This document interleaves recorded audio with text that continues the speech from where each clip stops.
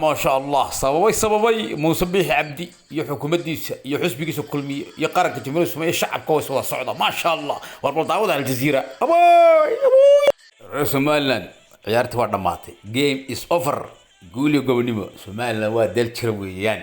Under a Memorandum of Understanding or MOU, Somaliland has allowed its landlocked neighbor to lease part of its coastline, where Ethiopia wants to set up a naval base and a commercial port on the Red Sea. In exchange, Ethiopia offered to recognize the breakaway region as an independent nation. Somaliland ceded from Somalia more than 30 years ago. Latest rounds of tensions between Somalia and Ethiopia have been stirred by another Somali region. Puntland is a federal member state of Somalia and has announced a new cooperation agreement with Addis Ababa. Puntland has refused to recognize amendments to Somalia's constitution made earlier this week and is making moves towards more autonomy by pulling out of Somalia's federal system and wants to govern itself independently. What links the Somaliland and Puntland issues is that Ethiopia has this MOU with Somaliland and yesterday invited a delegation from Puntland to Addis Ababa to discuss enhanced relations between Ethiopia and Puntland. And that seems to have pushed Mogadishu, or the Somali federal government, to take this step of expelling Ethiopian diplomats. The deal is raising tensions in the Horn of Africa, a region already facing immense political instability. Further worries too in the Red Sea, where Houthi forces have been attacking ships and are being hit by the US and UK. Kulsum Sharif, Al Jazeera for Inside Story. Well, let's discuss all of this now with our guest today. On Skype from Addis Ababa, Samuel Getachew is a political commentator specialising in Ethiopia. Joining us from London is Shamaka Ali. He's an activist with the UK Somaliland Alliance. And on Skype from Istanbul, Abdul Karim Jama. He's the chair of the Heritage Institute for Policy Studies, a think tank based in the Somali capital, Mogadishu. Thank you, all of you, for joining us today. Now, I've covered a lot of diplomatic stories in my time, and normally when I'm researching them, I think the best thing to do is go and have a look at the key document involved. Well, you try and look for this Memorandum of Understanding that was signed on the 1st of January, and you can't actually find a copy of it. The basic deal is to lease land 20 kilometres of the coastland from Somaliland by Ethiopia for 50 years, isn't it, Samuel? But why don't we have all the details? Well, they've been quiet so far, the Ethiopian government as well as the Somaliland government. But what we know so far, the basis of the agreement is to allow Ethiopia to use a port in Somaliland in exchange for a share, perhaps a share in one of Africa's, or if not the best, the most profitable airlines in Africa, which is the Ethiopian Airlines. But the Prime Minister has been saying from the get-go that a population of at least 120 million needs some kind of port, and that's why this was signed. You have to remember that Somaliland also signed a deal with Dubai-based DP World, and we didn't see a passionate opposition to it from Somalia.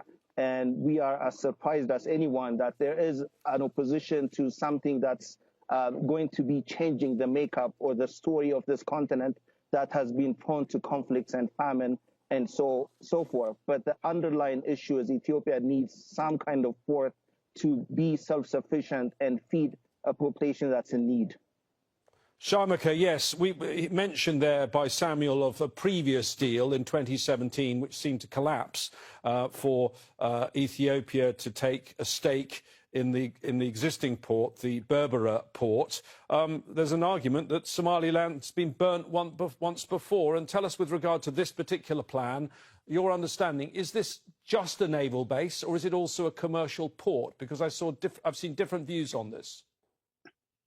James, thank you very much for having me, first of all. That's an interesting question, but I disagree. I don't think it's a case of someone's been burnt and a country hasn't been burnt. I think what we've seen is that Somaliland and Ethiopia are ready to actually be a pioneer in Africa. They've shown Africa and the world that they're ready to collaborate on a win-win principle to ensure prosperity, peace, and development in the region. They want to show the world that actually Africans can work together, and by working together, we will achieve our goals and targets. And I think that's just a matter of fact. So that deal in 2016, yes, was being negotiated, but you know how deals are, and this deal is exactly the same. The details are currently being ironed out. I interviewed the foreign minister of Somaliland, the Republic of Somaliland, a couple of days ago, and he said that the technical aspect of the deal is almost complete. And very shortly, the details of the agreement will be ironed out. And Somaliland, being a democratic, peaceful country, and as a result of conditions on in its constitution, will actually present the deal to Parliament. So this deal will not be hidden. It will be one that follows due process and which will be ratified by the Parliament in Somaliland, in Hargeisa, and then presented to the world. But we can't put the cart before the horse. Abdul Karim, then, why is Somalia so upset? Thank you, James. I think the obsession is that basically Ethiopia, in this case, is proposing to take part of Somalia and cut off another part and make it into a separate country. I don't believe any self-respecting country in the world will accept that. This is no different than Somalia making deals with Tigray or Amhara region or Oromia and offering to give them recognition and taking some part of Ethiopia and adding it to its territory. Simply put, that's the issue. And this is an issue between two sovereign countries, being Somalia and Ethiopia, and not between the regions of Somalia and other countries. That is the issue at hand. But it is it is, Abdul Karim, a little bit more complicated than that, isn't it? Because Somaliland, many would say, is a de facto country. The decisions of the president or the parliament in Mogadishu have no effect in Somaliland, and it's been the situation for since 1991. So this is well over 3 decades that the government in Mogadishu, and I know that's where you're based, doesn't really have any control over Somaliland at all. Fair point, James. The truth of the matter is that no country in this world supports or recognizes Somaliland as a separate country. Somaliland itself does not agree on secession or becoming a separate country. There are five families in Somaliland, and 4 of them and half of the other do not recognize the idea of secession. I happen to be from that same region. 1/3 of that British territories of former Somaliland has been cleared of Hargeisa authorities and its military, and is now a recognized part of Somalia, SSC Khatumo. And Awdal region and Makhir region do not accept, and half of the people in Hargeisa and Bur'o do not accept secession. So this is not a happy-go-lucky, peaceful, democratic country that has a unanimous mission that it's approaching. And the whole world recognizes it as part of Somalia, even if the Somali authorities do not operate in Hargeisa. Well, let's look at what the 2 countries who've signed the deal, Somaliland and Ethiopia, get from the deal. Shamaka, if I can, you just heard there Abdul Karim saying no country recognises Somaliland, but that is the point of this deal, isn't it? Ethiopia is going to recognise Somaliland. It's going to become the first. James, do you know, the issue here is that a lot of commentators that you see on, international news channels like yours are being intellectually dishonest. Somaliland stands in the right, as its case is both legal and moral. And I won't go around, tribal arguments or emotional arguments, but I'll give you the facts very quickly. Somaliland is the eldest state when it comes to Somalia, and actually most of the countries that it's neighbors with. Somaliland received its independence on the 26th of June, 1960, before, as I said, most of its neighbors. And Ethiopia recognizes this fact, and that's why nothing will change. Shamaka, it did then choose. Shamaka, let's not just select bits of history. It then did choose to join Somalia and become a component part of Somalia. It was free choice then, wasn't it, in the 1960s? Absolutely not, James. This is the fallacy that's presented on to the media. If you actually look at detail in terms of what happened, it was an actual illegal union. What happened was Somaliland's parliament at that time drafted a union in agreement with the representatives from Somalia. And actually, what happened was Somalia Italiana did what I call an Italian job on this union and passed a completely different act of union, which in effect rendered that so-called act of union null and void from the get-go. And actually, if I give you a very quick example and a very quick history lesson, I'm sure you'll cover this in the future. In 1961, a British judge based in Somalia actually tried Somaliland soldiers for a coup they attempted in 1961. And he found and he ruled that he could not sentence these soldiers who attempted the coup because there was no act of union which was ratified, and he deemed it illegal. This happened in Mogadishu.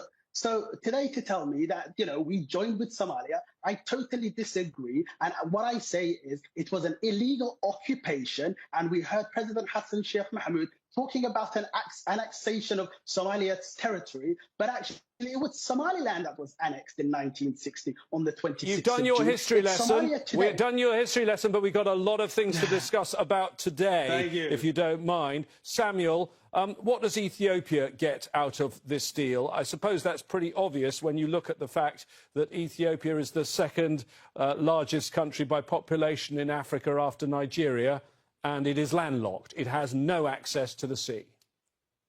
Let's just put everything in perspective. The Somalian government in Mogadishu can hardly control the capital city, and they probably control a few buildings in Mogadishu, and that's it.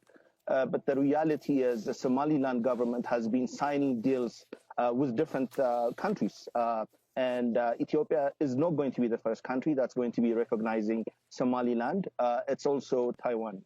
But the reality is this would give Ethiopia access to a port that's needed. Ethiopia has a fast-growing population, at least 120 million by estimation. And this would give Ethiopia access to a sea, and it would give a mutual benefit to the Somaliland government, including share in Ethiopian Airlines, as I said. So this is going to be a shared prosperity between Somaliland and Ethiopia, and hopefully it will also reach Somalia. We have yourself and myself, we've covered this country for the last 3 years, this region. This country has been going for, conflicts and war in the last 3 years. It doesn't need another conflict. What Ethiopia needs, what Ethiopia proposes is an engagement with Somalia, an engagement with Somaliland to try to bring this to a conclusion. And insults going back and forth between Addis Ababa and Mogadishu doesn't help. But this is going to move forward according to the Ethiopian government, and it's needed to Ethiopia, and I hope it moves forward. Abdul Karim, bring us up to date now, the latest developments. Somalia expelling Ethiopia's ambassador, recalling its own ambassador, and demanding that 2 Ethiopian consulates be closed. Why is this happening now? Because the original announcement of the deal was in January. What is the spark now? James, good question. I think the problem initially was that Ethiopia has decided to make an agreement with a region of Somalia, namely Somaliland. And that was the problem. That MOU did not find any support from any country, no African country, European, US, United Nations, all the multilateral organizations, African Union, IGAD, Islamic countries, non-aligned countries. Now, we have been made to understand by the powers that are mediating on this issue that for all practical purposes, the MOU will be walked back by Ethiopia, and that issue is not going anywhere. It will not happen. In fact, there was an effort to find a face-saving way of walking that back. That has not happened. A meeting that was requested with the president of Somalia and the prime minister did not take place. And now, when Ethiopia again meets one of the regions of Somalia, namely Puntland, to make new agreements. That is a blatant interference in the internal affairs of Somalia. Although so to be I clear, Abdul Karim, understand that under normal circumstances- Abdul Karim, just to be clear, the fact that a senior official from Puntland, I think it was the finance minister, was on a formal visit to Ethiopia just days before the decision was made to kick out the ambassador and to withdraw Somalia's ambassador, that may have been the spark for this. The efforts that were being made by other countries to mediate between Somalia and Ethiopia were making some progress. And now if Ethiopia has put out a statement that they want to make an agreement with another region of Somalia, in this case Puntland, yes, while ignoring that this is part of a sovereign country called Somalia, just as the case was with Somaliland, then it was necessary for the Somali government, as they put it, to make the statement and expel the ambassador and close order the closing of the consulates. As I mentioned earlier, this is no different than Somalia making deals with regions of Ethiopia without the involvement and knowledge of the federal government of Ethiopia. OK. Shamaka, closing consulates. I know that in Hargeisa, the capital of Somaliland, they actually call it an embassy, the Ethiopian embassy, rather than consulate. Does Somalia have any power to close that? Does it have any ability to do what it's just ordered? Absolutely not, James. The reality is it will have zero impact on the ground. Like Somalia's its usual attempts at nefariously undermining Somaliland. It's just a continuation in terms of Somalia's policy towards Somaliland. Actually, last year, Ambassador Kader Bushra formally presented his credentials to President Musa Bihi Abdi of Somaliland, not to an administration or an entity in Mogadishu. So how can they then tell that ambassador to go home? It does not make sense, James. It's almost like Somalia telling Germany to close their embassy in France. Like, it won't happen. In essence, Somalia has about as much impact on Somaliland as a student representative of the model UN. All talk and no impact on the ground, in my opinion. Thank you. Samuel, people will talk about the security implications of this, because clearly you still have fighting going on in Somalia. You still have al-Shabaab in Somalia, and you still have an African Union mission. It was called AMISOM. It was then replaced by the African Union Transition Mission, ATMIS, and that has Ethiopian troops serving in Somalia. Do you think they will be able to stay? Do you think there's any possibility Ethiopia might pull them out, or that Somalia might order them out? Well, hopefully they will stay, because they have been important. Ethiopian troops have been important to the reality of Somalia. But let me go back and address your guest. He keeps saying, comparing what's happening into Somaliland and Puntland to an example he's giving about Tigray or other regions of Ethiopia. Ethiopia has a functioning government. Ethiopian government controls 100% of the nation. That is a fact. So it's difficult to compare the experience of Ethiopia to what's happening in Somalia. Again, the Somalian government can hardly control Mogadishu, let alone Somaliland or Puntland. And that's why the Ethiopian government decided to deal with the Somaliland government. And I hope there will be some kind of compromise. I hope there will be some kind of understanding by the Mogadishu government that this deal is important, not just Ethiopia, because what's happening in Ethiopia affects the whole region. But I hope the Ethiopian troops stay. But again, we've seen attacks on Ethiopians in Somalia in the past weeks, and that is yet to be decided by the Ethiopian functioning government. And again, to your guest, he should stop comparing what's happening into Ethiopian regions to his country. His country needs to be improved. His country needs support, and it needs to work with its neighboring countries to move forward. Abdul Karim, let me bring you back in on the security implications of this, because al-Shabaab also opposes this new deal for a naval base. And there are some analysts saying that all of this big row, could help al-Shabaab recruit. What do you think of that? No doubt. I want to address first the issue that Sharmarka mentioned, which has to do with the lack of authority of Somalia. Every major international activity, whether it's the financing facility of everything that goes on in Somaliland, or the port of Berbera extension, or many consulates, all come with the clear admission of Somalia. The airplanes that land in Hargeisa have permission from Somalia to facilitate people who live there going there, and he knows that. And so this idea that there is no authority is not accurate. If Ethiopia does not close these missions, it is not like the Somalis will send an army, but that means Ethiopia will not recognize Somalia as a country, which means Somalia will not recognize Ethiopia as a country, and will deal with it as subcomponent. So that is not an issue at hand. To go to the security, our colleague from Addis Ababa mentions that Somalia doesn't control its country, but Ethiopia controls. I was in Addis Ababa for the African Union few weeks ago, and have been advised that in all directions I cannot go out of Addis Ababa except by plane because of the rebels around. Ethiopia is as dysfunctional as any country in the world now. There are wars in every corner. It doesn't control most of the regions, and it just defaulted on its basic payments. So Somalia doesn't have the same problem. There are 80 plus ethnic groups at everybody, each on the other's throat. Somalia is one nation, one people, few political issues, but nothing compared to the problems that Ethiopia has. So I don't think you should compare the two. Sharmaka, is everyone in... I know... Sorry, quickly, Samuel, then. Quickly. Yeah, go on, Samuel.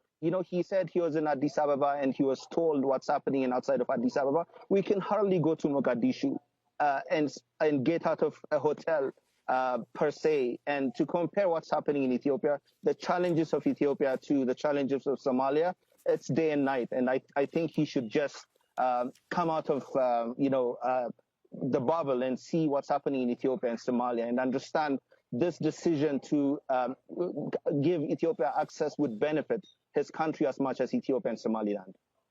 Sharmaka, is everyone in Somaliland, I know you're in London right now, but is everyone convinced by this deal? Because I saw that soon after the deal was announced, Somaliland's own defence minister resigned and said Ethiopia remains our enemy.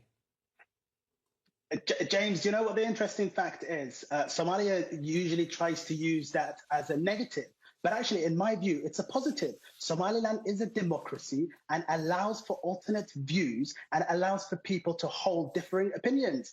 It was his right to resign, and it is any citizen of Somaliland's constitutional right to oppose. But however, that's not the case on the ground. The majority support this deal because they see that the future is bright for Somaliland. Recognition is important. Relations with Ethiopia is important. And Somalia is just trying to distract from its internal failures, where the government provides zero public services. All the embassies, so-called embassies they talk about, are based in bunkers in Helena.